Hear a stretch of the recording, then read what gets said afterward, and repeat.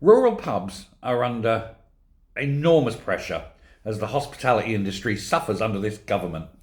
And things are likely to get far, far worse, of course. Village pubs have long served as the social beating heart of villages.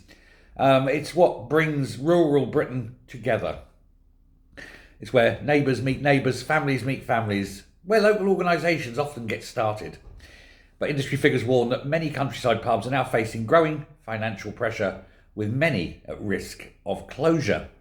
Critics say a combination of tax changes, regulatory costs, economic pressures, and the general sort of feeling that, well, everything's just a bit drab now, is putting the hospitality sector under increasing strain. People don't have the wherewithal to go off and do things as much, very far less disposable income. In many rural communities, of course, the pubs functions less as a pub and more than maybe as a community centre. Residents gather for social events, celebrate successes, birthdays, weddings, that sort of thing. And that they're actually absolutely necessary for the continued survival of some villages. But the wider hospitality industry has faced a lot of challenges. But for country pubs, it's even more so. They've got very limited trade. It means people have to drive to them. And the trouble now is, of course, with rising petrol costs as well, people are going to drive less. All sorts of pressures and stresses on them. And I think it'd be a damn shame if you go through village after village after village and all you see is a boarded up pub with a boarded up pub and a boarded up pub. Well, the British Beer and Pub Association has warned that thousands of pubs like this across the country could be at risk if there's no help. And they're asking the government to step in and give assistance.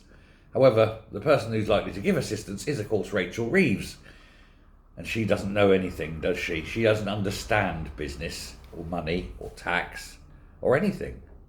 And so any help she will render will probably make matters worse. But you need targeted support. You do need these pubs to stay open. Give them tax breaks, give them rates breaks, give them all sorts of breaks. But keep them open. Because if you lose them, they're never coming back. And that can be the death knell for some places. And of course, elsewhere in Britain, farmers are facing similar pressures. They're having to let people go. They can't basically can't afford to farm. Agricultural groups have warned of a lack of experienced sheep shearers, for example, which will affect farms during the summer shearing season. Some farmers say visa restrictions and labour shortages are making it more difficult to recruit seasonal workers. You don't think about these things if you don't live in the countryside. I live in the village. I get horses walking past my house. But, when's the last time, other than a policeman on it or a soldier on it, when's the last time Rachel Reeves saw anyone ride a horse? When's the last time she went to a village pub? When's the last time she did anything with real people? Never, sir. Never, I say. Because these people who run Britain aren't real people. They're all ciphers. People in suits. People who straight out of college, straight into politics, never had a real job, never done anything. They don't know anything. They don't know what rural Britain is like. And so, yes, you need to target the pubs. You also need to target the skills that are being lost. Without them, the countryside dies. And without countryside, food will get incredibly expensive. Think on it. Thanks very much. Bye.